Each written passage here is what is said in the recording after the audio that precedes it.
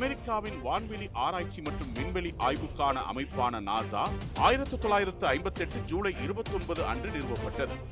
1957ஆம் ஆண்டு Soviet union Sputnik 1 என்ற செயற்கைக்கோளை வெற்றிகரமாக விண்வெளிக்கு அனுப்பியது.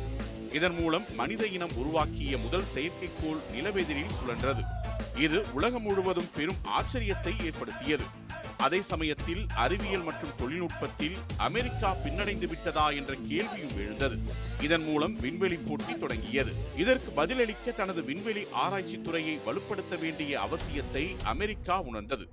இதையடுத்து 1915 முதல் செயல்பட்டு வந்த NACA அமைப்பை விரிவுபடுத்தி அதன் அடிப்படையில் நாசா உருவாக்கப்பட்டது. நாசாவின் உருவாக்கம் 1958 ஜூலை 29 அன்று அமெரிக்க ஜனாதிபதி ட்வைட் ஐசன்ஹோவர் காலத்தில் கையெழுத்திடப்பட்ட National Aeronautics and Space Act மூலம் நடைமுறைக்கு வந்தது. NACA அமைப்பும் அதன் பணியாளர்களும் வசதிகளும் நாசாவுடன் இணைக்கப்பட்டன. மேலும் பல ராணுவ விண்வெளி திட்டங்களும் நாசாவின் கீழ் வந்தன. இதன் மூலம் விண்வெளி ஆராய்ச்சி, மனிதனை விண்வெளிக்கு அனுப்பும் முயற்சி, செயற்கைக்கோள் திட்டங்கள் மற்றும் தேசிய பாதுகாப்பு சார்ந்த விண்வெளி முயற்சிகள் அனைத்தும் ஒரே அமைப்பின் கீழ் வந்தன. நாசா வெகு வேகமாக பல முன்னேற்றங்களை சாதித்தது.